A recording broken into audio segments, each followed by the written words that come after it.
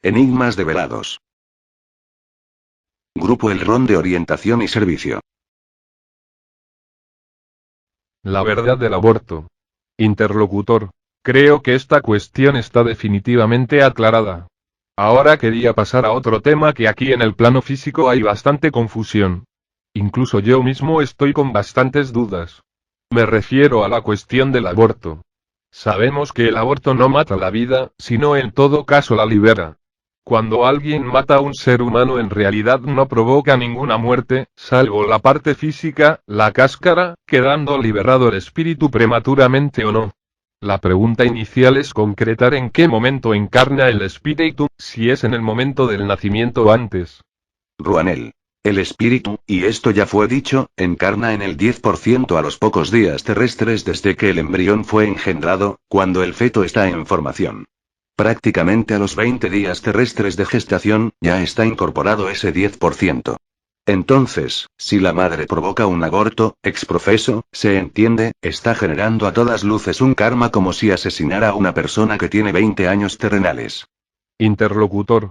¿Pero qué sucede entonces si aborta antes de que el espíritu encarne? ¿Hay alguna diferencia? Ruanel. Sí, hay diferencia, porque los preparativos no es como un viaje terrestre, donde se preparan valijas y todas esas cosas, tal vez se realicen en segundos en el plano espiritual, pero esos preparativos se realizan.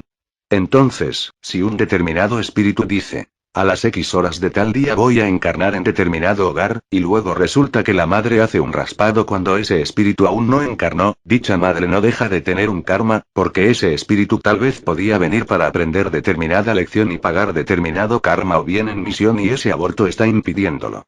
Interlocutor. La madre, entonces, se crea un karma en todos los casos. Ruanel. Así es, y lo recalco. La madre se crea un karma en todos los casos. Obviamente, cuando digo la madre me estoy refiriendo también a todos los que han colaborado en el aborto. Interlocutor. Así lo había entendido, por supuesto. Pero la pregunta apunta más allá. La ley argentina no penaliza el aborto cuando se trata de una violación o de un atentado al pudor sobre una mujer idiota o demente. Concretamente, y en lo que nos interesa, el AR. 86 Código Penal dice así. El aborto practicado por un médico diplomado con el consentimiento de la mujer encinta, no es punible. 1. Si se ha hecho con el fin de evitar un peligro para la vida o la salud de la madre y si este peligro no puede ser evitado por otros medios. 2. Si el embarazo proviene de una violación o de un atentado al pudor cometido sobre una mujer idiota o demente. En este caso, el consentimiento de su representante legal deberá ser requerido para el aborto. Ruanel. Si el tetán está alojado en un cuerpo donde sus neuronas no funcionan y la madre puede tener síndrome de Down o algún otro retraso mental y no puede atender a esa criatura, evidentemente la misión va a ser abortada y entonces en ese caso el aborto no es penalizado. Y mediante una violación terrenal, tampoco. Interlocutor. Pero en el plano terrenal no es punible, por lo menos en nuestro país. Ruanel. Tampoco es penalizado desde los planos de luz. Ante una violación, y en razón de que la mujer no pidió quedar embarazada, si la madre se practica un aborto, tiene el libre albedrío que Dios le otorgó para hacerlo, porque ese espíritu que va a encarnar se lo está coartando. En este caso, entonces, el aborto no genera karma a esa madre.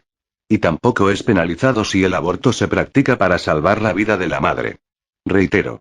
Primero es el amor, después el libre albedrío.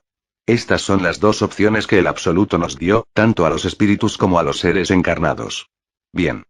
Entonces, si por una violación la mujer queda embarazada, ese espíritu pequeñito, que es inocente, pero viene de alguna manera a coartar la libertad de esa mamá que no pidió quedar embarazada, esa mamá, si por desesperación, ella o sus padres, le hacen hacer un aborto terapéutico, no está de alguna manera mal visto por las entidades de luz porque en cierto modo ella está haciendo su opción de acuerdo a su libre albedrío.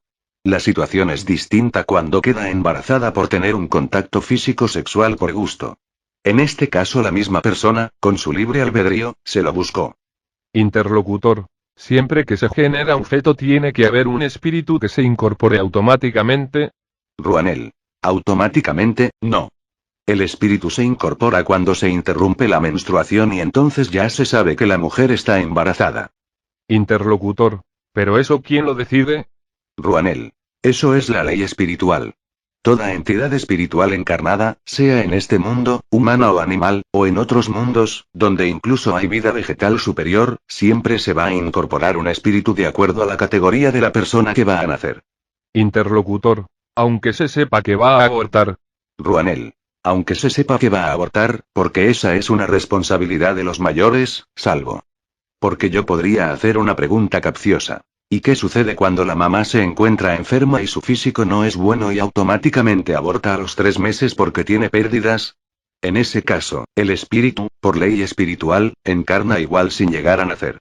Interlocutor. ¿Y quién es el que decide quién va a incorporarse a ese efecto? Ruanel. Hay cosas que son azar.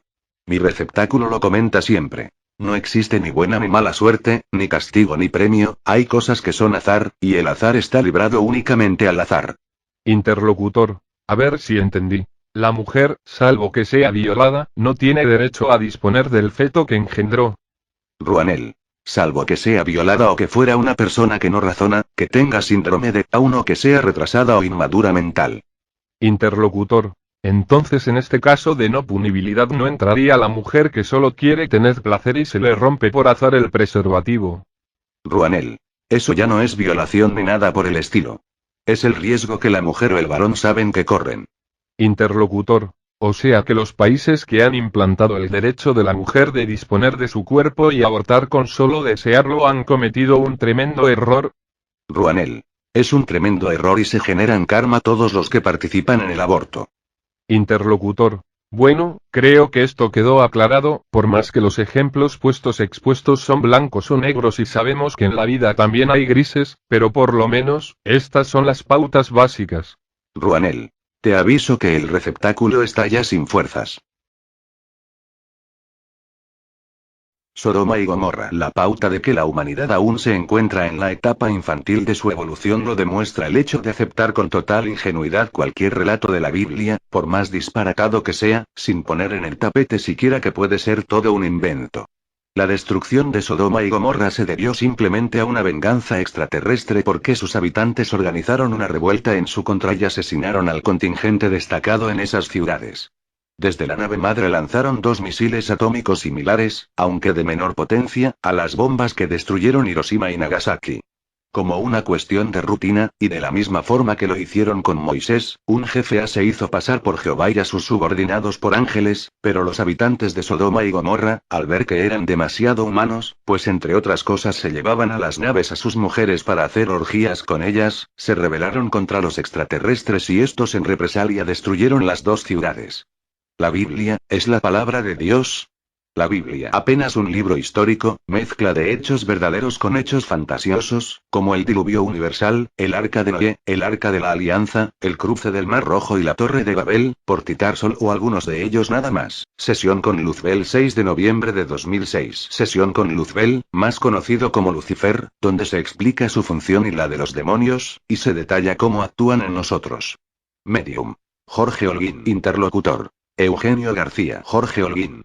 Repaso algunas palabras del libro El cielo responde. En los comienzos de esta creación Dios se ocupó de enviar al principal protagonista de esta escuela de superación interior. Su nombre era Luzbel, un ángel que irradiaba tanta bondad que la luz de su amor llenaba de éxtasis a sus hermanos. Dios lo envió a tentar a los hombres y él no pudo negarse al mandato divino. Trajo a una legión de 72 ángeles, a los cuales se les borró la memoria para que pudieran llevar a cabo su misión sin titubeos. Así fue como se transformaron en demonios, habitando los ciclos de la oscuridad, son ciclos que interfieren en todos los planos de vibración, tanto los espirituales como el plano físico. Estos demonios, en forma de tentaciones, dominan el cuerpo de deseos del ser humano y también actúan acrecentando el ego en los espíritus del error.